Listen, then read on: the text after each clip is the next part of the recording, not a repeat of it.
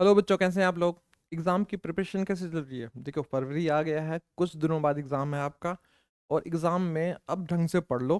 ठीक है। जो हमने साल भर पढ़ा था बस उसको रिवाइज करते जाओ, रीडिंग करते जाओ। ठीक है। तो आपके जो एग्ज़ाम है अच्छे हो जाएंगे। नाइन्थ बहुत इंपॉर्टेंट क्लास है। ठीक है। अब टेंथ भी इंपॉर्टेंट है, लेकिन नाइन्थ का जो एक फंडामेंटल चीज़ें हम नाइन्थ में सीखते हैं, फिर उसकी टेंथ में एप्लीकेशन सीखते हैं। तो अब हमने पिछली क्लास में क्या पढ़ा था। हमने मोशन के बारे में पढ़ा था कि मोशन क्या होता है स्ट्रेट लाइन मोशन में, वेलोसिटी, एक्सेलरेशन। ठीक है। और पोजीशन, ये सब चीजें हमने पढ़ ली थी। अब इस चैप्टर में हम क्या करेंगे, जो हमारा चैप्टर है force and the law of the motion, कि जो मोशन का कॉज क्या है। ठीक है। मोशन क्यों हुआ, कैसे मोशन। ठीक है। तो मोशन के पीछे का कारण, तो कॉज ऑफ मोशन हम पढ़ेंगे। तो कॉज ऑफ मोशन क्या है, फोर्स, बल। कोई चीज में बल लगता है तभी वो चीज मोशन, मूवमेंट करती है। ठीक है, उसमें गति आती है। ठीक है। तो वो जो हमारे पास जो अब पढ़ेंगे फोर्स, फोर्स क्या होता है। देखिए, बहुत टाइम तक ना ये लगता था कि जब किसी बॉडी में हम फोर्स लगाएंगे तो वो मोशन में आई, और मोशन के बाद क्या हो जाएगा, वो रेस्ट में आ जाएगी। क्यों? क्योंकि उस पर कुछ अपोजिट फोर्स लगते हैं, फ्रिक्शन लगता है। ठीक है। ग्रेविटी लगती है। तो फ्रिक्शन की वजह से वो रेस्ट में आ जाएगी। लेकिन ऐसा होता नहीं है। अगर मैथमेटिकली हम चीजें समझे, गैलीलियो और सर आइजक न्यूटन ने ये चीजें बताई। अगर कोई चीज रेस्ट में है, वो रेस्ट में रहेगी जब तक कि उस पर कोई फोर्स ना लग जाए, ये तो हमें पता है। लेकिन अगर कोई चीज मोशन में है, यूनिफॉर्म मोशन में, तो वो तब तक मोशन में रहेगी जब तक कोई उस पे एक्सटर्नल फोर्स ना लग जाए। अब ये तो मतलब अजीब सी बात होगी कि हमने एक बार साइकिल चला दी और साइकिल चलते चलते हमेशा चलती रहेगी जब तक उस पर कोई एक्सटर्नल फोर्स ना लग जाए। लेकिन यहीं पर तो काम होता है ना, कि जो एक्सटर्नल फोर्स उसमें क्या लग रहा है, ग्रेविटी लग रही है, फ्रिक्शन लग रहा है, एयर का प्रेशर लग रहा है। तो एक्सटर्नल फोर्स की वजह से वो रुकती है। ऐसे नहीं है कि जो हमारा जो फोर्स है वो इनफ है उसको लाइफ टाइम चलाने के लिए। तो हमने यही पढ़ना है। हमने force and laws of motion, इसमें हम करेंगे, फोर्स पढ़ेंगे, ऑब्वियसली बात है, फोर्स के बारे में चीजें जानेंगे, और उसके बाद लॉज पढ़ेंगे जो मोशन के लॉज है। तो हम इस चैप्टर में हमने क्या क्या पढ़ना है इस फोकस कर लेते हैं। इस चैप्टर में हम पहले फोर्स पढ़ेंगे। ठीक है। फोर्स की डेफिनेशन पढ़ेंगे, फोर्स कैसे हम डिफाइन कर सकते हैं। उसके बाद हम इनर्शिया पढ़ेंगे, बैलेंस और अनबैलेंस फोर्सेस पढ़ेंगे, लॉज ऑफ मोशन पढ़ेंगे। लॉज ऑफ मोशन के बाद हम इसमें लॉज ऑफ मोशन को हम न्यूटन्स लॉज ऑफ मोशन भी बोल देते हैं, क्योंकि ये जो तीनों लॉ दिए थे न्यूटन साहब ने दिए थे। फिर उसके बाद हम फर्स्ट लॉ ऑफ मोशन पढ़ेंगे, second law of motion and third law of motion. बस इतना ये हमारा छोटा सा चैप्टर है। लेकिन ये छोटा सा चैप्टर बहुत आसान है, अब थोड़ा ध्यान से पढ़ना। और ये बहुत इंपॉर्टेंट है। ठीक है। आसान भी है, इंपॉर्टेंट भी है, क्योंकि हम कर रहे हैं ओमेगा प्रो क्लासेस के साथ क्लासे। तो ठीक है। अब हमारे पास ये क्या आ जाता है, हमारे पास यहाँ तक हमने समझ लिया कि फोर्स क्या है। पहले समझते थे कि रेस्ट जो है नेचुरल टेंडेंसी है। कोई चीज अगर आप फोर्स लगा दो, मोशन में आ गई, तो वो अपने आप रेस्ट में आ जाएगी। ऐसा नहीं है, अगर आपने मोशन में है तो वो ऑलरेडी मोशन में ही रहेगी, उस पर जब तक एक्सटर्नल इनबैलेंस फोर्स ना लग जाए, अनबैलेंस फोर्स ना लग जाए। तो यहाँ पर हमारे पास कॉन्सेप्ट क्या है, हमारे पास जो यहाँ से फोर्स का कॉन्सेप्ट आया है कि फोर्स कोई किसी चीज को मोशन में लाने के लिए या किसी चीज को रेस्ट में रखने के लिए हमें उसको फोर्स चाहिए। ठीक है। अगर किसी चीज को हम मोशन में लाएंगे तो क्या मोशन के पीछे का कारण क्या है, फोर्स है। तो फोर्स को हमने अब तक कैसे डिफाइन किया था, फोर्स को अब तक हमने किया था, force is pull and push. ठीक है। कि किसी चीज को आप धक्का दो या किसी चीज को खींचो तो वो फोर्स है। लेकिन अब थोड़ा सा हम बड़ी क्लास में आ गए, नाइन्थ, आपको एक मान के चलनी पड़ेगी कि आप एक बड़ी क्लास है। ठीक है। +1 +2 भी आगे इंपॉर्टेंट है, लेकिन नाइन्थ से आप फंडामेंटल चीजें सीखना शुरू कर जाते हो। तो अब पुल एंड पुश के थोड़ा सा आगे चलेंगे। तो पुल एंड पुश एक हमने फोर्स है। लेकिन फोर्स क्या है, हम देख सकते हैं क्या फोर्स को? फोर्स को हम देख नहीं सकते, लेकिन फोर्स का इफेक्ट देख सकते हैं। फोर्स का इफेक्ट क्या क्या होता है। अगर कोई फोर्स लगता है, तो मान लो कोई बॉडी हमारे पास है, वो हमारे पास बॉक्स है, वो क्या है, रेस्ट में है। ठीक है। अगर हम इस पे फोर्स लगाएंगे तो क्या हो जाएगा, इसमें कुछ मोशन आ जाएगा, फोर्स में इसमें कुछ मोशन आ जाएगा। अब फोर्स को हम कैसे नापते हैं, फोर्स को हम यूनिट, हमारी यूनिट रहता है न्यूटन में नापते हैं। ठीक है। और ये हमारे पास ये मैग्नीट्यूड है। अगर मैग्नीट्यूड बढ़ाएंगे तो फोर्स भी बढ़ेगा। मैग्नीट्यूड ये वेक्टर क्वांटिटी है, फोर्स हमारे पास जो है एक वेक्टर क्वांटिटी है। वेक्टर क्वांटिटी का मतलब क्या है, इसमें एक डायरेक्शन होता है। स्केलर और वेक्टर हमने लास्ट लेक्चर में हमने पढ़ लिया था। स्केलर और वेक्टर क्या होता है, स्केलर में जिस क्वांटिटी में मैग्नीट्यूड होता है उसे स्केलर क्वांटिटी बोलते हैं, लेकिन जिसमें डायरेक्शन भी होता है वो एक वेक्टर क्वांटिटी है। तो फोर्स क्या है, हमारे पास एक वेक्टर क्वांटिटी है। अगर हम इसको फोर्स, रेस्ट बॉडी है, उसको हम फोर्स लगाएंगे तो ये मोशन में आ जाएगा। उसके बाद एक बॉडी है, वो मोशन में है, ऑलरेडी मोशन में है। ठीक है। वो मोशन में है। तो मोशन में होने के कारण क्या है, अब इस पे जो हम फोर्स लगाएंगे, अगर हम मोशन की डायरेक्शन में फोर्स लगाएंगे तो क्या होगा, उसकी वेलोसिटी बढ़ जाएगी। ठीक है, उसी डायरेक्शन में फोर्स लगाएंगे तो उसकी वेलोसिटी बढ़ जाएगी। जैसे एग्जांपल के लिए हम समझते हैं कि आपका छोटा भाई कोई साइकिल चला रहा है, तो आपने क्या किया, पीछे से उसको थोड़ा सा सपोर्ट देने के लिए थोड़ा सा सपोर्ट दिया और थोड़ा सा उसको धक्का दिया, तो क्या हो जाएगा, उसकी स्पीड बढ़ जाएगी। ऑब्वियस सी बात है। तो फोर्स क्या करता है, किसी मूविंग ऑब्जेक्ट का स्पीड या उसकी वेलोसिटी कहें तो उस डायरेक्शन में बढ़ जाती है। अगर हम उसके अपोजिट, उसके मोशन के अपोजिट, अभी तो हमने इस डायरेक्शन में फोर्स लगाया, अगर ये फोर्स हम ना लगा के इसके मोशन के अपोजिट डायरेक्शन में फोर्स लगाए, ये मोशन कर रहा है इस डायरेक्शन में, फोर्स लग रहा है हम अपोजिट डायरेक्शन में, तब क्या होगा, जो मूविंग ऑब्जेक्ट है वो रेस्ट में आने की कोशिश करेगा। क्या उसको धीरे धीरे उसकी मोशन स्लो हो जाएगी, उसकी स्पीड या वेलोसिटी अब क्या है, स्लो हो जाएगी, फिर वो धीरे धीरे रेस्ट में आ जाएगा।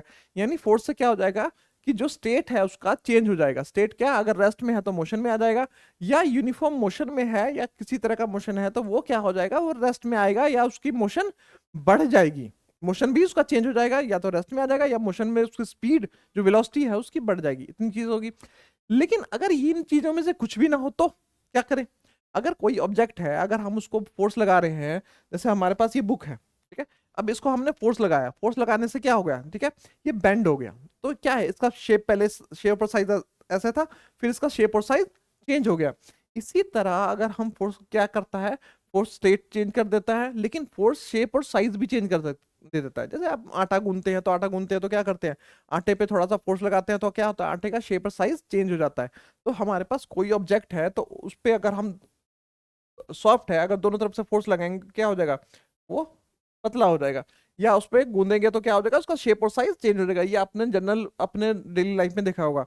और ये हमारा एक कॉन्सेप्ट वाइज चैप्टर है, तो इसमें ज्यादा डिटेल में नहीं जाएंगे, बस धीरे धीरे जितने भी इंपॉर्टेंट चीजें हैं उसको हम कवर अप करते हुए जाएंगे। ठीक है, उसके बाद अब फोर्स को कैसे डिफाइन करेंगे।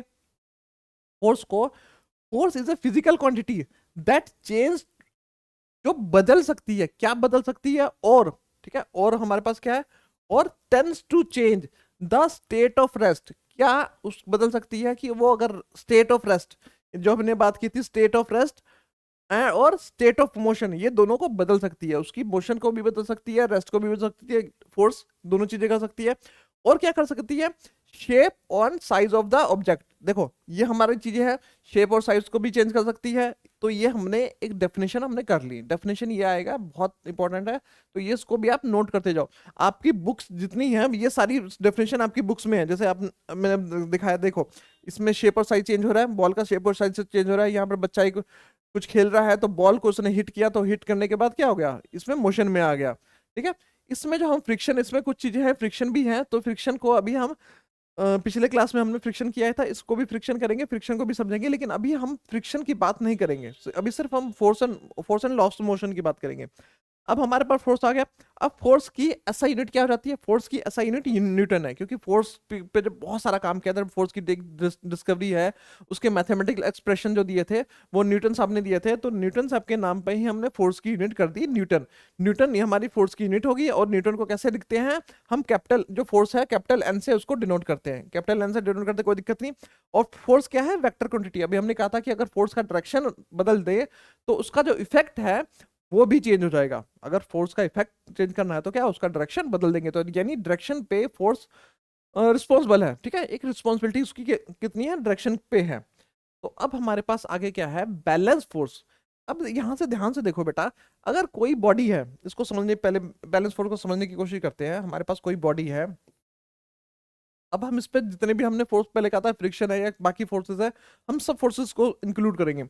अगर ये बॉडी भी रेस्ट में है, ठीक है, ये बॉडी हमारे पास क्या है, रेस्ट में है, तो क्या रेस्ट में है तो क्या इस पे कोई फोर्स लग रहा है क्या, हिसाब से तो नहीं लगना चाहिए। अगर रेस्ट में है तो कोई फोर्स नहीं लगना चाहिए, तभी ये रेस्ट में है। लेकिन ऐसा नहीं है, इस पे बहुत तरह का फोर्स लग रहा है। एटमोस्फेयर का फोर्स लग रहा है, उसका प्रेशर लग रहा है, हमारी ग्रेविटी का फोर्स लग रहा है, ग्रेविटी चैप्टर में भी हम इसको पढ़ेंगे कि कैसे लग रहा है। इस पे फ्रिक्शन फोर्सेस लग रहे हैं, और भी कई तरह के इस पे फोर्सेस लग रहे हैं। और कुछ फोर्सेस हम भी अगर लगाते हैं, अगर हमने इस पे फोर्स लगाया, एक फोर्स लगाया 10 न्यूटन का, और दूसरी साइड से भी फोर्स लगा दिया हमने 10 न्यूटन का, अभी क्या होगा, क्या इस बॉडी में मोशन होगा क्या, सिंपल सी चीज है, क्या इस बॉडी में किसी तरह की मूवमेंट होगी, इसकी पोजीशन चेंज होगी क्या? नहीं होगी। क्यों? क्योंकि जो का रिजल्टेंट है, नेट फोर्सेस है, वो जीरो है। अगर हमारा डायरेक्शन है, ये डायरेक्शन इस साइड है, ये डायरेक्शन अपोजिट है, तो ये अगर 10 न्यूटन का फोर्स है हमारे पास, तो इसका मैग्नीट्यूड क्या हमारे पास क्या हो जाएगा? 10 न्यूटन हो जाएगा। दूसरा फोर्स अपोजिट डायरेक्शन में, तो वो नेगेटिव में चला जाएगा, -10 यूनिट हो जाएगा। तो हमारे पास जो नेट फोर्सेस है,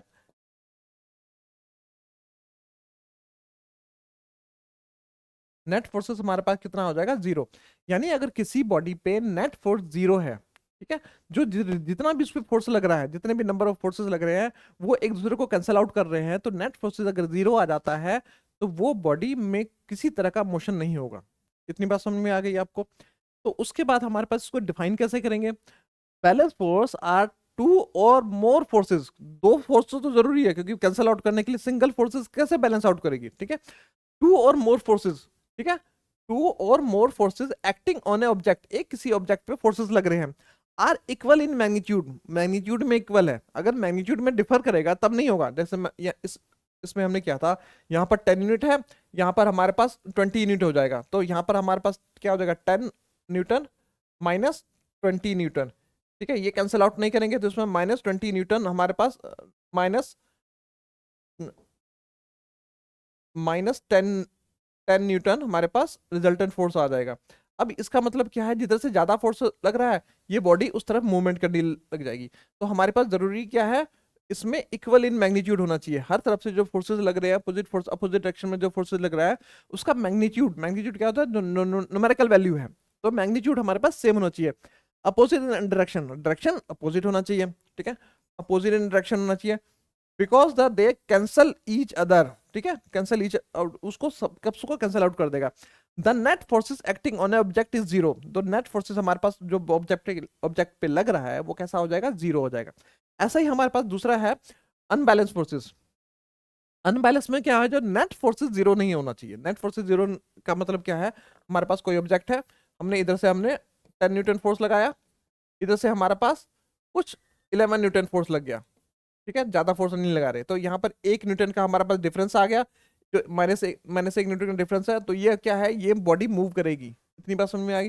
तो नेट फोर्सेस अगर जीरो नहीं है, तो उसको क्या बोलेंगे? Unbalance forces. तो मोशन को रिस्पॉन्सिबल फोर्सेस कौन सा? अगर कोई मोशन हो रहा है, तो उस पर रिस्पॉन्सिबिलिटी किसकी है? जो फोर्सेस की रिस्पॉन्सिबिलिटी क्या होती है? अनबैलेंस फोर्स की रिस्पॉन्सिबल फोर्सेस माना जाएगा, ठीक है। मोशन के लिए जो रिस्पॉन्सिबल फोर्सेस है अनबैलेंस। अब हमारे पास यहाँ पर इनर्शिया आ जाता है। इनर्शिया क्या है? ध्यान से देखना, कई बच्चे इनर्शिया और फर्स्ट लॉ में थोड़ा सा कंफ्यूज हो जाते हैं। इनर्शिया किसी बॉडी की टेंडेंसी है, ठीक है, किसी बॉडी का आपका नेचर है, ठीक है। उस बॉडी का क्या नेचर है? कि वो रेस्ट में रहने की कोशिश करेगा, ठीक है। अगर बॉडी रेस्ट में है, तो उसकी बॉडी की टेंडेंसी है, ये नेचुरल टेंडेंसी है, ये नेचुरल टेंडेंसी है कि वो बॉडी क्या है? ऑब्जेक्ट जो है, जो हमारे पास बॉडी है, वो रेस्ट में रहने की कोशिश करेगी। या अगर वो यूनिफॉर्म मोशन में है, तो यूनिफॉर्म मोशन में ही रहने की कोशिश करेगी। और वो अपने उस स्टेट को अगर कोई चीज चेंज करने की कोशिश कर रही है, तो रेसिस्ट करेगी उस बॉडी को। अगर उस पर कोई फोर्स लग रहा है, तो वो उसको रेसिस्ट करेगा, उसे मोशन में आने के रोकेगा, ठीक है। तो ये the natural tendency of an object in a motion to stay in motion. अगर वो मोशन में है, तो मोशन में रहने की कोशिश करेगा। And the object at rest to stay at rest. वो रेस्ट में है, तो रेस्ट में रहने की कोशिश करेगा। ये बॉडी की टेंडेंसी है।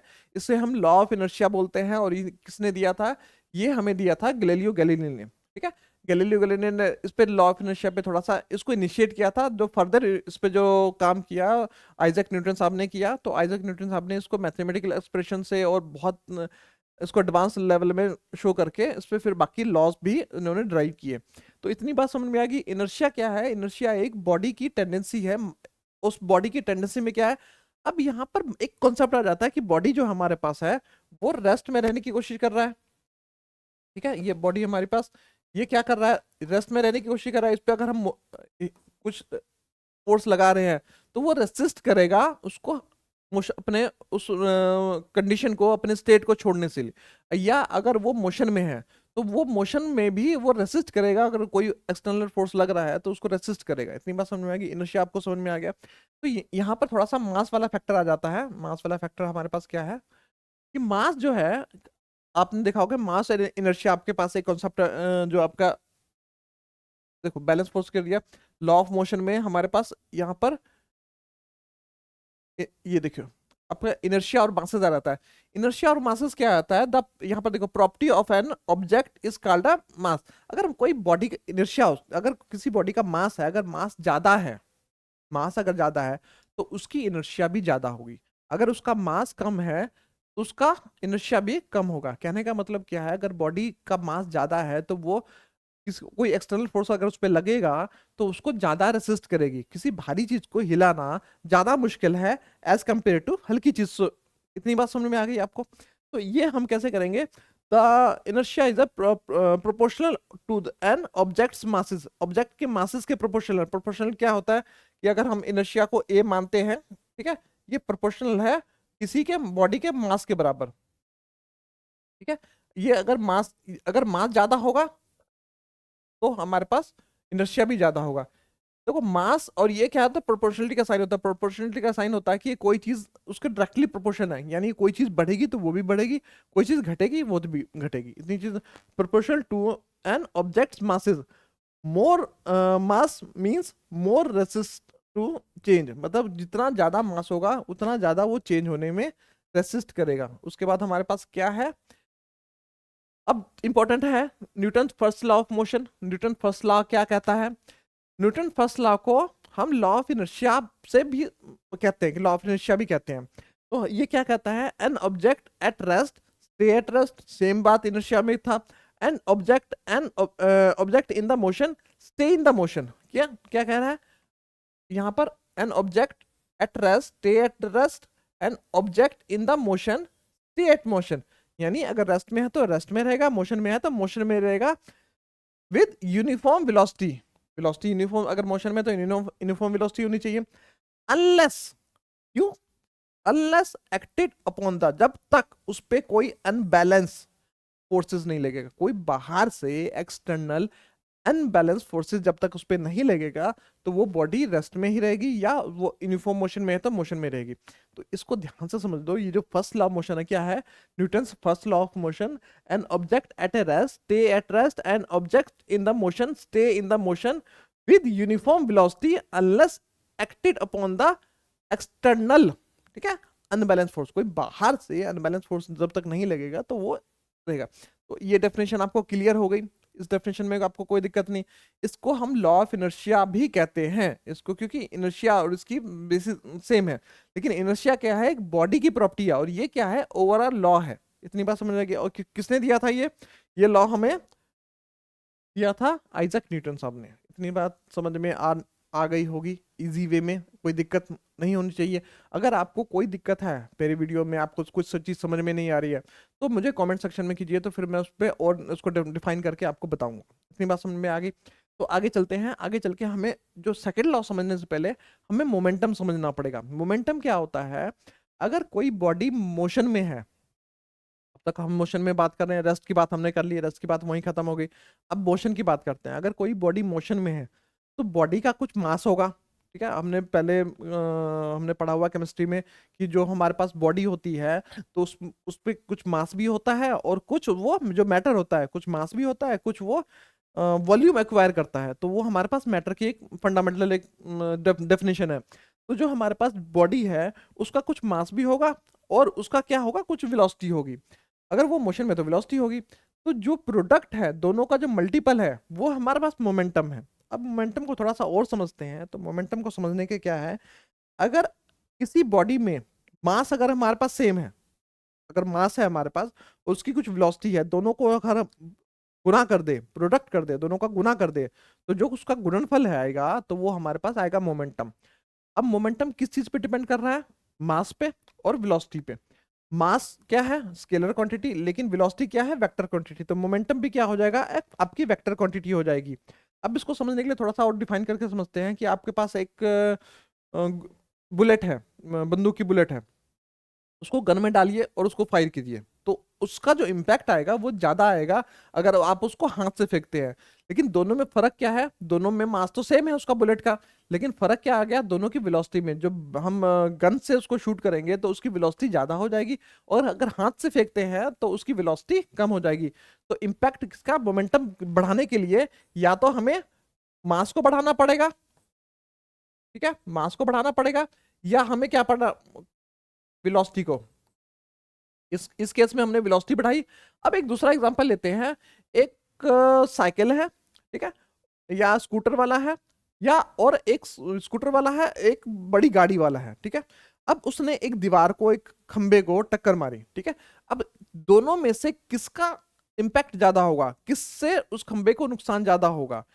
ऑब्वियस की बात है, जो गाड़ी है, गाड़ी खंबे को ज्यादा नुकसान पहुंचाएगी, क्योंकि गाड़ी के पास मास ज्यादा है। अगर उनकी दोनों की वेलोसिटी सेम भी रही तो इम्पैक्ट किसका ज्यादा रहेगा? गाड़ी का इम्पैक्ट ज्यादा रहेगा। तो यही हमारे पास मोमेंटम है। मोमेंटम एक तरह से क्या है, जो हमने फोर्स है या और मोशन है, कोई चीज मोशन में है तो उसका मास और वेलोसिटी, ये दोनों का जो प्रोडक्ट है वो हमारे पास मोमेंटम है। इतनी बात आपको समझ में, इतनी बात समझा क्यों रहे हैं? क्योंकि इसका डायरेक्ट लिंक है सेकेंड लॉ के साथ। सेकेंड लॉ में ये सीधा सीधा यूज हुआ है। और ऐसा यूनिट क्या हो जाती है इसकी? मास की क्या हो जाती है हमारे पास? केजी। मास की ऐसा यूनिट केजी। और केजी के बाद हमारे पास वेलोसिटी की क्या हो जाती है? ठीक है, मीटर पर सेकंड। वेलोसिटी की मीटर पर सेकंड।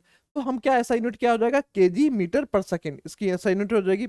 और ये क्या है? वेक्टर क्वांटिटी है, क्योंकि डायरेक्शन भी यहाँ पर हमारे पास वेलोसिटी आ रहा है। वेलोसिटी क्या है? वेक्टर क्वांटिटी है। तो वेक्टर क्वांटिटी है तो मोमेंटम भी क्या हो जाएगा? एक वेक्टर क्वांटिटी। अब इसके बाद हमारे पास आ जाता है second law of motion. Second law of motion क्या कहता है? The rate of change of momentum. ठीक है, मोमेंटम चेंज हो रहा है, मोमेंटम चेंज हो रहा है। इतनी बात तो समझ में आ गई, ठीक है। देखो हमारे पास सेकंड लॉ है। सेकंड लॉ क्या कह रहा है यहाँ पर? द मोमेंटम, ठीक है, मोमेंटम हमारे पास समझ में आ गया। मोमेंटम पी इज द, यहाँ पर देखो उसको थोड़ा सा बड़ा कर देते हैं। ये देखो मोमेंटम पी ऑफ, इसको पी से डिनोट करेंगे, मोमेंटम को पी से डिनोट किया, of an object is defined as the product of its mass and mass M and the velocity V, that is P equal to M V. तो ये हमारे पास मोमेंटम आ गया। The momentum has both direction and the magnitude. Momentum में क्या है? Direction भी है और मैग्नीट्यूड भी है। इतनी बात समझ में आनी चाहिए बच्चों आपको। अब देखो आपको दिख भी रहा होगा ठीक ढंग से, ठीक है, आपको दिख भी रहा होगा ढंग से। तो अब इसको मास को हम कैसे डिफाइन करेंगे? एम से डिनोट करते हैं, वेलोसिटी को वी से डिनोट करेंगे। ऐसा यूनिट ऑफ मोमेंटम क्या आ जाएगा? केजी मीटर पर सेकंड। यहाँ पर केजी मीटर पर सेकंड आपकी बुक से, देखिए जितनी भी चीजें मैं आपको करा रहा हूँ, ठीक है, आपसे बुक से रिलेवेंट करवा रहा हूँ, ताकि बुक से हम कोई बाहर ना जाए, ठीक है।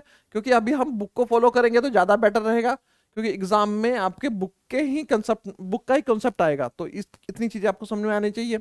उसके बाद हमारे पास इतनी मोमेंटम चेंज, अगर मोमेंटम चेंज हो रहा है, ठीक है, मोमेंटम चेंज हो रहा है तो कैसे मोमेंटम चेंज होगा? ठीक है, मोमेंटम चेंज का थोड़ा सा इसको देखते हैं।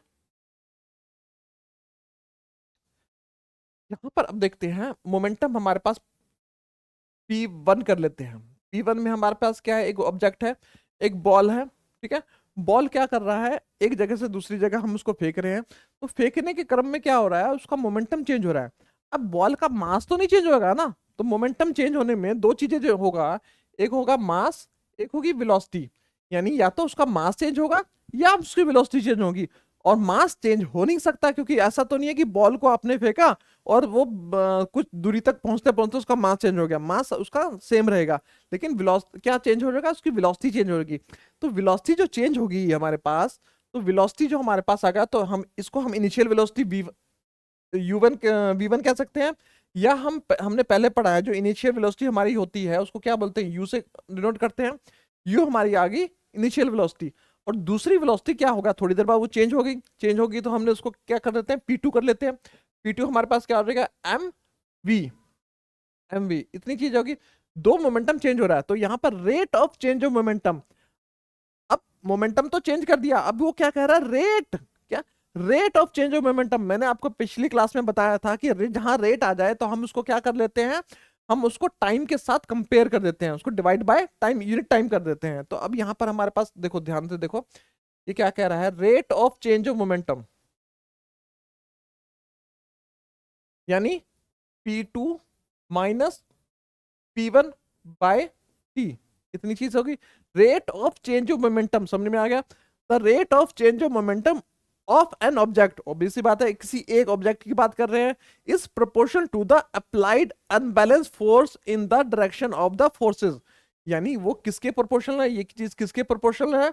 हमारे पास फोर्स के प्रोपोर्शन है। यहीं से हमारे पास जो एक इंपॉर्टेंट फार्मूला है, वो इंपॉर्टेंट फार्मूला यहीं से एक ड्राइव करेंगे। तो फोर्स क्या हो जाएगा, rate of change of momentum by time. अब यहां से देखो, यहां से क्या करना है, फोर्स को थोड़ा सा को, फोर्स आ गया डायरेक्टली प्रोपोर्शन, P2 की वैल्यू कर देंगे। P2 की वैल्यू हमारे पास क्या आ गया, mv। P1 की वैल्यू क्या आ जाएगा, mu, ठीक है, बाय t। अब देखो दोनों में मास सेम है, कोई दिक्कत नहीं है, मास सेम है तो क्या करेंगे, मास को हम कॉमन ले लेंगे। तो F is equal to F directly proportion क्या आ जाएगा, m v माइनस u, ठीक है, और बाय t। अब देखो बेटा, यहां पर हमने पिछली क्लास में किया था, v minus U by T क्या है, होता है v, ये हमारे पास आ जाता है force directly proportion to M A. तो हमारे पास यहां से एक फार्मूला ड्राइव हो जाता है एम ए, क्योंकि change in velocity per unit time, इसको किससे डिनोट करते हैं, एम ए से। तो ये जो हमारे पास इंपॉर्टेंट फार्मूला यहां से आ गया, इस फार्मूला क्या कह रहा है, जो फोर्स होता है वो किस चीज पे डिपेंड करेगा, मास और एक्सेलेरेशन, मास और एक्सेलेरेशन।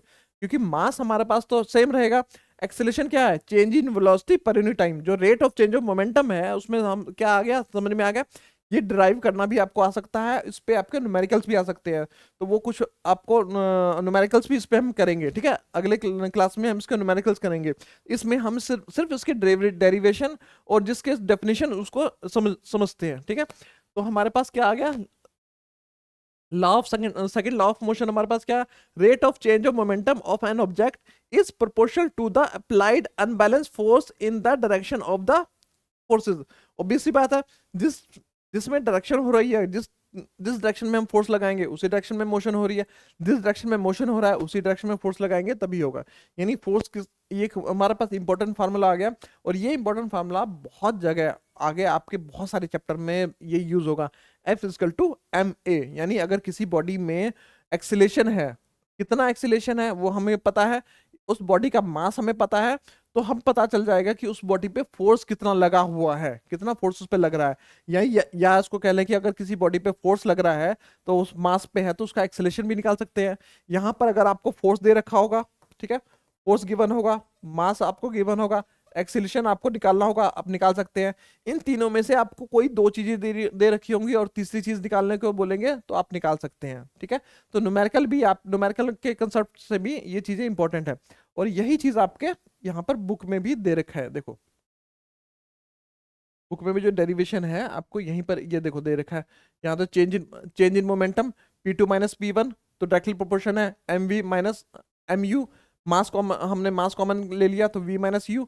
और इसको हमने rate of change of momentum, rate of change of momentum का मतलब क्या है, इसको हमने टाइम के साथ क्या कर दिया, टाइम के साथ कंपेयर कर दिया, टाइम के साथ हमने कंपेयर कर दिया। कोई दिक्कत, अरे यार एक मिनट को, तो हम कर लेते हैं हाईलाइट ताकि आप लोगों को हेल्प मिले। और मैं हमेशा बोलता हूँ कि एनसीईआरटी खोल अपनी एनसीईआरटी निकाल के बैठो, और एनसीईआरटी में साथ के साथ ये चीज़ें रिलेट करते जाओगे तो आपको इजी रहेगा। उसके बाद हमारे पास क्या आ गया, यहाँ पर हमने एम निकाला, V minus U by T, V minus U by T हमारे पास क्या होता है, एक्सेलेरेशन होता है। यहाँ पर हमने एक के कांस्टेंट ले लिया, लेकिन इस कांस्टेंट की के क्या है, कांस्टेंट, कांस्टेंट प्रोपोर्शनलिटी है, ठीक है। और ये के यहाँ पर हम इसको वन ले लेंगे, ठीक है, क्योंकि हमारे पास यूनिट मास की बात हो रही है, सब कुछ यूनिट की बात हो रही है, तो हम इसको के को वन ले लेंगे। अब ऐसा यूनिट ऑफ, ऐसा यूनिट क्या हो जाएगी, या फोर्स की ऐसा यूनिट हमने क्या है, न्यूटन है। हमने बात कर ली है, अब तक हमने क्या पढ़ा है, फोर्स की ऐसा यूनिट हमारे पास न्यूटन है। लेकिन यहाँ पर हमारे पास मास, मास भी आ गया, तो मास की हमारे पास केजी होती है, एक्सीलरेशन की क्या हो जाती है, मीटर और सेकंड की, ठीक है। तो हमारे पास सेकंड यूनिट भी ड्राइव हो जाएगी। उस सेकंड यूनिट हमारे पास क्या है, यहाँ देखो, यूनिट ऑफ फोर्स। अब तक हमने न्यूटन से बात की थी, लेकिन अब हम इसको अगर ड्राइव करना चाहें तो हमारे पास ये भी आ गया हमारे पास, ठीक है। जो मास के जो हमारे मास है, मास के हम ऐसा यूनिट ले लेंगे। फिर हमारे पास एक्सेलेरेशन है, एक्सेलेरेशन की ऐसा यूनिट भी हम जानते हैं, वो हम ले लेंगे। तो हमारे पास क्या हो जाएगी, केजी मीटर सेकेंड इनवर्स, मतलब इसकी पावर 2, ठीक है। यहाँ पर समझ में, यूनिट ऑफ फोर्स हमारे पास समझ में आ गया। और इसको सिंबलाइज करते हैं हम एन से, उसको सिंबलाइज करते हैं हम एन से। और एन को कैसे निकला है, स्मॉल में न्यूटन से। देखो इसको हम रिलेट कर लेंगे, आपके पास समझ में आ गया यहाँ पर, ये देखो यहाँ से अब रिलेट कर लो। तो यहाँ से एफ हमारे पास एक आ गया। और फोर्स क्या है हमारे पास, अभी हमने बात की थी, फोर्स हमारे पास एक वेक्टर क्वांटिटी है, ठीक है। Mention the measure the force of acting on a object is product of the mass and acceleration. तो यहाँ से एक और डेफिनेशन निकल के आती है इसकी, कि अगर हम फोर्स को कैसे डिफाइन करेंगे, force is the product of mass and acceleration. क्योंकि second law of motion often seen in the action in everyday, ठीक है, एवरीडे लाइफ हम देखते हैं, product of mass and acceleration. किसी बॉडी का मास है और एक्सीलेशन है, तो उससे क्या हम निकाल लेंगे, उससे हम क्या निकाल लेंगे, उस बॉडी का फोर्स निकाल लेंगे। तो चलो अब आगे चलते हैं, ठीक है। आगे हमारे पास क्या है, आगे हमारे पास है थर्ड लॉ ऑफ मोशन। देखो सेकंड, इसमें सेकंड लॉ के कुछ एप्लीकेशन है, मैंने बताया था ना कि हमारे पास कुछ है, कांस्टेंट फोर्स है। अगर हमारे पास किसी फोर्स लग रहा है, वहां पर हमें मास दे रखा है और वहां पर एक्सेलेरेशन दे रखा है, या इनिशियल वेलोसिटी या फाइनल वेलोसिटी दे रखी है, तो आप उसको न्यूमेरिकल वैल्यू से आप उसकी वेलोसिटी निकाल सकते हैं, ठीक है, उसकी एक्सेलेरेशन निकाल सकते हैं। तो आप न्यूमेरिकल भी इजिली सॉल्व कर सकते हैं। तो एक न्यूमेरिकल इसको इस चैप्टर से आपके नंबर बहुत इंक्रीज करेंगे, क्योंकि एक न्यूमेरिकल इसमें जरूर आएगा। और इसमें तीनों लॉ में से कोई लॉ आपको जरूर आएगा डिफाइन करने के लिए। तो इतनी चीजें आपको समझ में आ जानी चाहिए। तो उसके बाद हमारे पास आता है third law of motion. Third law of motion सबसे आसान है और सबसे इंपॉर्टेंट है। थर्ड लॉ ऑफ मोशन क्या कहता है, एवरी एक्शन, क्या कहता है, every action, every action there is always an equal and opposite reaction. यानी कोई एक्शन हो रहा है, ठीक है, अगर कोई एक्शन हो रहा है, अगर मैं कोई चीज को दीवार पे मारता हूं या किसी चीज को फेंकता हूं, तो क्या होगा, इक्वल एंड अपोजिट रिएक्शन होगा। यानी अगर हमें मोशन करना है, जिस डायरेक्शन में मोशन करना है, अब इसको देखो, हमें तो दो लाइन में हमने इसको कॉन्सेप्ट कर दिया, लेकिन इसको समझना थोड़ा सा मुश्किल है। मुश्किल इसलिए है क्योंकि इसको डिफाइन, अब इसको डेफिनेशन से समझते हैं। यानी एक ऑब्जेक्ट है, ऑब्जेक्ट पे हमने एक फोर्स लगाया, ठीक है। अब इस पे हमने फोर्स लगाया, तो ये भी क्या करेगा, इक्वल अपोजिट फोर्स हम पे लगाएगा, ठीक है। अब ये कैसे करते हैं, अगर हमारे पास एक बॉल है, ठीक है, हमारे पास एक बॉल है, दीवार है, दीवार पे हमने एक बॉल को हिट किया, ठीक है। तो बॉल क्या होगा, इस पे हिट करने के बाद, इस पे टकराने के बाद ये बाउंस बैक करेगा, बॉल बाउंस बैक करेगा। बाउंस बैक क्यों कर रहा है, दीवार ने भी इस पे फोर्स लगाया। हमने तो बॉल बॉल के माध्यम से दीवार पे फोर्स लगाया, बॉल लेके दीवार पे फेंका, तो बॉल टकराने के बाद जैसे ही टकराया, तो उस पे इक्वल जितना फोर्स हमने लगाया, उतना ही फोर्स दीवार ने भी उस बॉल पे लगाया, तभी वो बॉल वापस आई, ठीक है। ये इसकी एप्लीकेशन, इसके बहुत ज्यादा एप्लीकेशन है। अब इसका कैसे कैसे समझते हैं। और ये जो फोर्स है, फोर्स क्या है, हमने जो फोर्स लगाया, मास इनटू एक्सीलेशन, यानी कितना मास है और कितना एक्सीलेशन है। जो अपोजिट फोर्स लगा वो भी हमारे पास मास इनटू एक्सीलेशन, लेकिन इसका डायरेक्शन क्या होगा, नेगेटिव होगा, डायरेक्शन अपोजिट होगा। ये फोर्स का डायरेक्शन सेम रहेगा, मैग्नीट्यूड सेम रहेगा, लेकिन डायरेक्शन अपोजिट रहेगा। अब एक एग्जांपल से समझते हैं, एग्जांपल से क्या समझते हैं, कि हमारे पास एक गन है, क्या? हमारे पास एक गन है, इस गन में एक बुलेट है, ठीक है। अब बुलेट को हमने आगे फायर किया। आपने देखा होगा, अगर आप एनसीसी देखिए, 9th क्लास में आप एनसीसी, कहीं कई बच्चे एनसीसी में होंगे, या आप बच्चे किसी तरह की एक्टिविटी कर रहे होंगे, तो वहां पर उन्होंने फायरिंग की प्रैक्टिस भी की होगी। तो फायरिंग में क्या देखते हैं, अगर हम फायर करते हैं, ठीक है, तो अगर बुलेट आगे की तरफ जाती है, ठीक है, जैसे हमने फायर किया तो बुलेट आगे की तरफ गई, तो उसका जो इम्पैक्ट है उस आगे की तरफ जाने का, एक झटका हमारे पीछे की तरफ भी, उसका जो ये जो आगे की तरफ गया फोर्स, तो हमने आगे की तरफ लगाया, तो जैसे ही फोर्स आगे की तरफ लगा, तो इक्वल ये जो गन है, गन पीछे की तरफ इम्पैक्ट करता है, ठीक है। एक एग्जाम्पल सबसे बड़ा ये है। दूसरा एग्जाम्पल हम एक लेके चलते हैं। एक हमारे पास आपके बुक में दे रखा है, बुक से ही समझाने की कोशिश करता हूँ आपको, रुको, आपकी बुक से समझाने की कोशिश करता हूँ। तो ये हमारे पास थर्ड लॉ ऑफ मोशन है। इसको आप एक बार थोड़ा सा देख देख लीजिए, आपकी बुक में कैसे डिफाइन कर रखा है third law of motion. said that when an object exert a force on another object, एक किसी ऑब्जेक्ट ने किसी दूसरे ऑब्जेक्ट पे फोर्स लगाया, द सेकेंड ऑब्जेक्ट उसी टाइम इंस्टेंटेनियसली, मतलब उसी समय, exert a force back on the first, वो उसी समय उसने दूसरे जो हमारा पास जो फर्स्ट ऑब्जेक्ट था उस ऑब्जेक्ट पे फोर्स लगाया। The two forces are always equal in magnitude, दोनों फोर्सेस क्या है, मैग्नीट्यूड में इक्वल होगा और अपोजिट डायरेक्शन में अपोजिट होगा। तो इसके आपने बहुत सारे, इसमें आपको उसको पढ़िएगा तो समझाने के लिए आप जितनी चीजें मैंने आपको बताई उतनी चीजें यहाँ पर है। अब एग्जाम्पल में ये देखो, गन वाला एग्जाम्पल है।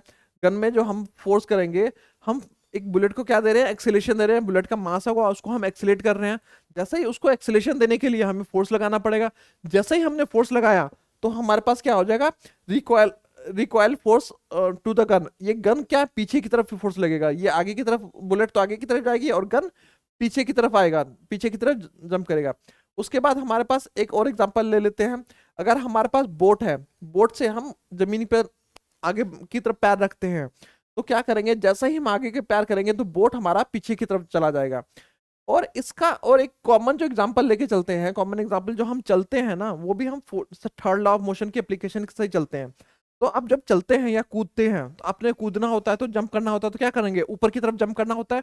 लेकिन आप फोर्स किधर लगा रहे हैं, आप जमीन की तरफ धक्का दे रहे हैं। जमीन की तरफ धक्का देने से क्या होता है कि आपका जो फोर्स है वो जमीन क्या कर रहा है, धरती क्या कर रही है, इक्वल एंड अपोजिट फोर्स आपको दे रही है। उसकी वजह से आप जंप कर रहे हैं। चलते वक्त भी हम क्या करते हैं, जमीन पे जितना जोर से हम फोर्स लगाते हैं या दौड़ते वक्त जितना जोर से हम फोर्स लगाएंगे उतना हमारा पैर को लिफ्ट मिलता है और हम पैर को अपोजिट, मतलब कहीं पर भी आप फोर्स लगा रहे हैं, ये समझने की कोशिश करो, आप कहीं पर भी फोर्स लगा रहे हैं तो इक्वल एंड अपोजिट फोर्स लगेगा लगेगा। ऐसा नहीं हो सकता कि इक्वल एंड अपोजिट फोर्स ना लगे। जहां पर भी मास होगा और हम उस बॉडी को एक्सेलेरेट करने की कोशिश करेंगे तो इक्वल एंड अपोजिट फोर्स उस पर जरूर लगेगा। उसी को बोलते हैं हम थर्ड लॉ ऑफ मोशन। यानी इसके बहुत सारे एप्लीकेशन हैं। अब इसमें हमने क्या पढ़ा है, अब इसको शॉर्ट में हम पूरे चैप्टर को एक रिव्यू कर लेते हैं, ठीक है। पूरे चैप्टर को रिव्यू करना है। द फर्स्ट रिव्यू करने के लिए क्या करेंगे, the first law of motion of an object a continuous to be at a state of rest and और uniform motion along a straight line unless acted upon an unbalance force. यानी क्या कह रहा है कि कोई, फर्स्ट लॉ के हमने क्या पढ़ा, एक बार रिवाइज कर रहे हैं पूरे चैप्टर को, कि अगर एक बॉडी है, उस बॉडी में हमने रेस्ट में है तो रेस्ट में रहेगा, मोशन में है तो मोशन में रहेगा, जब तक अनलेस उस पर कोई एक्सटर्नल अनबैलेंस फोर्स नहीं लगता।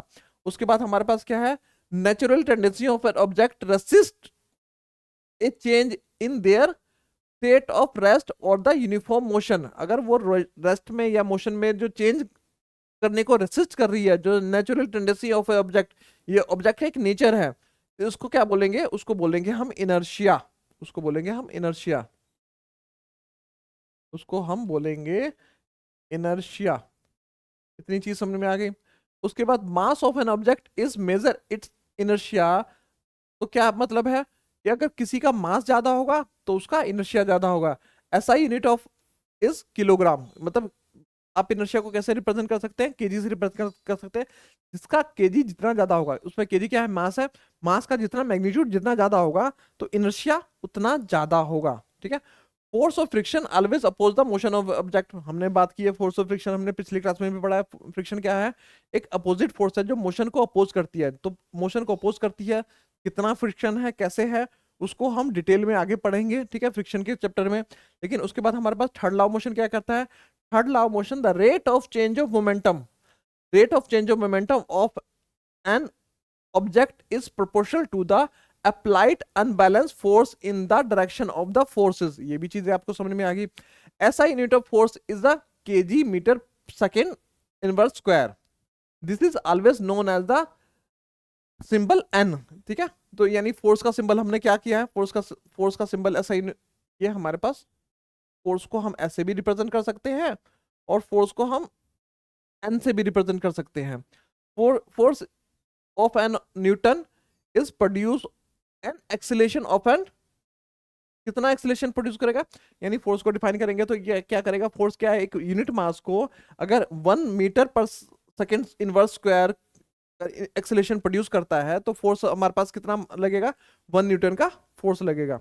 कई बार ये चीज आ जाता है कि डिफाइन करो कि 1 न्यूटन फोर्स कितना होगा। 1 न्यूटन फोर्स कितना होगा, अगर 1 यूनिट मास को, 1 यूनिट मास में मतलब क्या है, हमारे पास ऐसा यूनिट मास का केजी है, 1 केजी मास को अगर एक्सलेट करना है कितना, 1 मीटर सेकेंड इनवर्स स्क्वायर। ठीक है, अगर एक 1 केजी मास को इतने 1 मीटर कि एक्सीलरेशन के साथ हम क्या करेंगे, उसको प्रोड्यूस करेंगे, तो फोर्सेस हमारा कितना लगेगा, 1 न्यूटन का फोर्स लगेगा। तो इतनी चीज भी आपको समझ में आ जानी चाहिए। The momentum of an object, अब हमारे पास क्या आया था, momentum of object produce two is masses and the velocity, product of masses and velocity. तो मोमेंटम हमने पढ़ा था, जो प्रोडक्ट कर लेंगे, गुणनफल कर लेंगे मास और एक्सेलरेशन वेलोसिटी का, तो हमारे पास क्या आ जाएगा, मोमेंटम आ जाएगा। तो मोमेंटम का क्या हो जाता है, केजी मीटर सेकेंड इनवर्स। ठीक है, और थर्ड लॉ मोशन क्या है, every action as a equal and opposite reaction. ठीक है, अपोजिट रिएक्शन। ठीक है, ये इसी के साथ हमारा क्या है, ये चैप्टर हमारे पास एंड हो गया है। न्यूमेरिकल है, अब पहले हम धीरे धीरे सारे चैप्टर के रिवीजन करते जाएंगे और न्यूमेरिकल भी साथ में करते जाएंगे। तो इस चैप्टर में अगर आपको कोई और दिक्कत है तो आप मुझे कमेंट करके बताइएगा। तो थैंक यू, तब तक के लिए thank you very much. Okay बेटा, बाय।